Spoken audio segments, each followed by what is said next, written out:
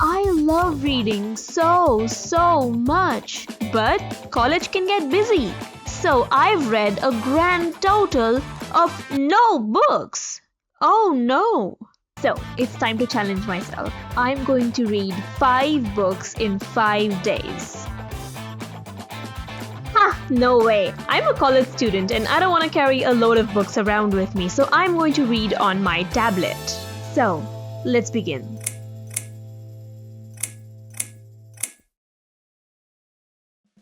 Hello, welcome to the first day of the challenge, and today's book is Steal Like an Artist, 10 Things Nobody Told You About Being Creative. I picked this book for the first day because the reviews said it was a quick read, and they were right. I finished it almost in one sitting. This concept is based on the idea that no creativity is original and all ideas come from other ideas anyway. It's like a guide to positive stealing, like studying, crediting, and transforming an idea rather than just plagiarizing and ripping off someone else's hard work.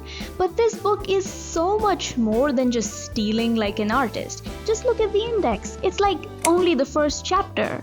However, this book is less about design and more about the life of a creative person.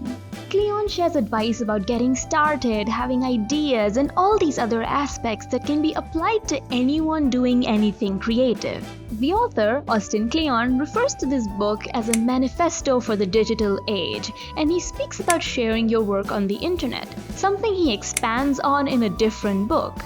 This book seems to be the first of his trilogy. The other 2 books aren't part of this week, but I am excited to get to them someday. Also, this book has some fantastic quotes. I've taken screenshots of them and I honestly want to stick them on my wall. I honestly think this deserves to be the book for day 1 because it's so easy and almost comforting to read, and it has so much foundational advice about creative productivity, workflow, the internet, and so much more. I loved this book and I would totally recommend reading it if you want some generally universal advice about producing creative things and the life that comes with it. See you on day 2. This book is certainly the most famous one I'll be reading this week, but more importantly, the most famous design book ever, apparently.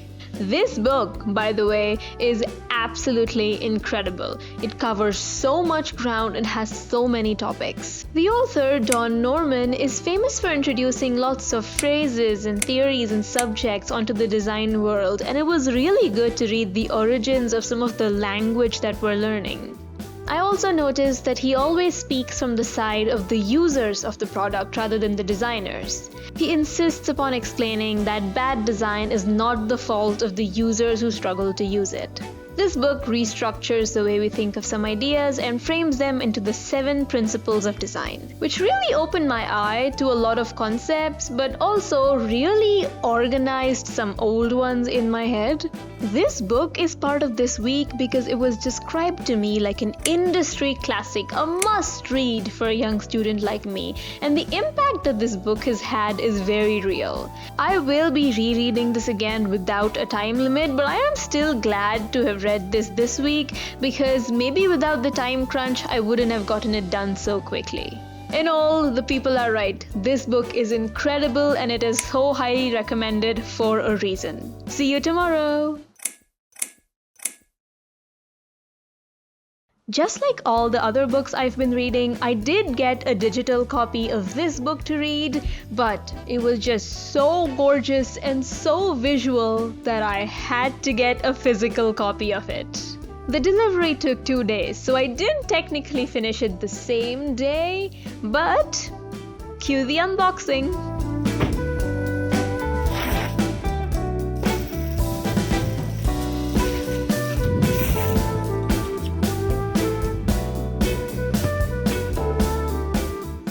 Oh, the weather is so beautiful today, which is why we are outside. I did consider filming in the bed of flowers, but there were way too many people there and I am not that confident yet.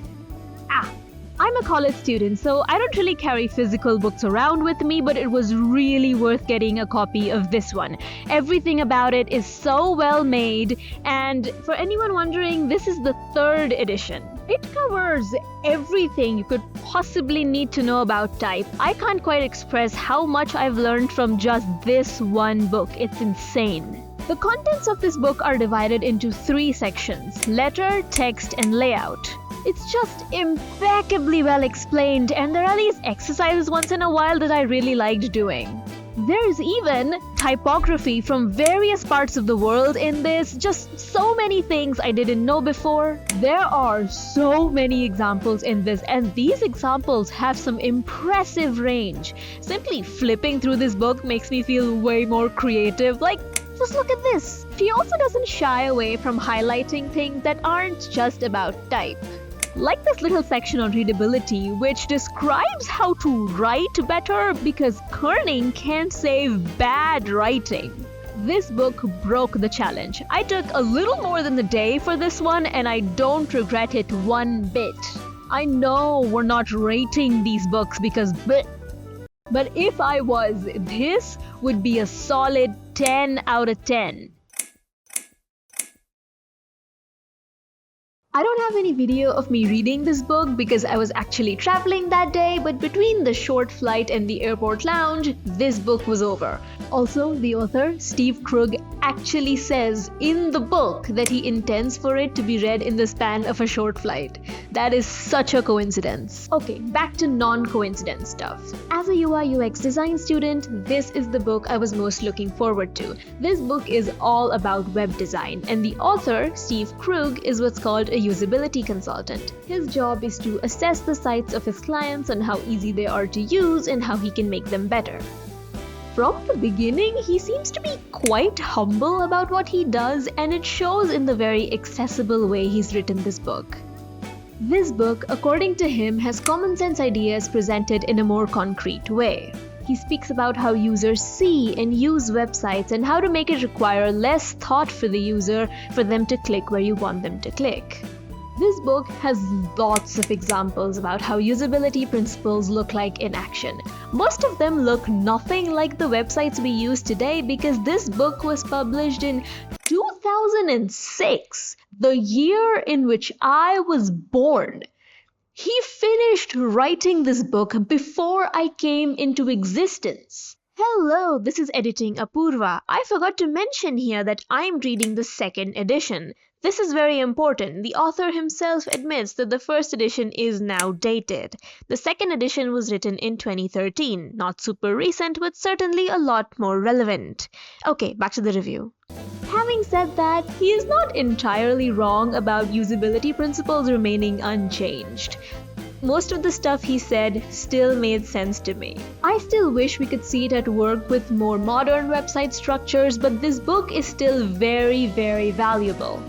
This was my first book about web design, and it's been so helpful in clearing up so many concepts for me. So, it's certainly got my recommendation. See you tomorrow! Mismatch is another short book, but very, very good. I didn't really know much about this topic, so this book really put a lot of ideas around inclusion in perspective for me. I found it really powerful when the author spoke about how everyone has a different way of thinking about inclusion, but when you ask everyone about exclusion, everyone's clear. It means being left out. She writes about how disability is no longer about someone's health conditions, rather about the mismatch between their body and their environment. The author of this book, Kat Holmes, is a very decorated person in her field, and while working at all these places, she found out that inclusion actually leads to innovation. The later part of this book focuses more on principles of inclusive design, everything from recognizing lack of inclusion to solving it. Obviously, it's not straight-up solutions, they are guidelines to be followed at a higher level, and I am curious to read more about this. Overall, I'm really happy I read this book. It's really well written about a topic that I didn't really know much about, and now I want to learn more about it. So, it's got my recommendation. Do you know what this means? This challenge is officially a success. I read all the books and I am so glad I did. Here's the thing. Steal Like an Artist, Mismatch, and Don't Make Me Think benefited from the short reading time. Steve Krug actually says that he intends for this book to be read on a short plane ride. No, I'm not over the coincidence yet. However, The Design of Everyday Things and Thinking with Type are just not the kind of books for this challenge. They are meant to be read with attention, and you just don't have that much comprehension in you in but 24 hours. I will be rereading both of them soon with less of a time crunch. I almost don't want to conclude this video because while picking the books for these 5 days, I've come across so many titles I want to read. I've put together this list. Pause to read. Don't spoil any of these books in the comments and leave your own suggestions if you've read any good design books lately. Honestly, this is the kind of energy towards reading I wanted to get back in this challenge. If you've been looking to get back into reading, take this as your sign to start again. Thank you for watching, and I'll see you next time.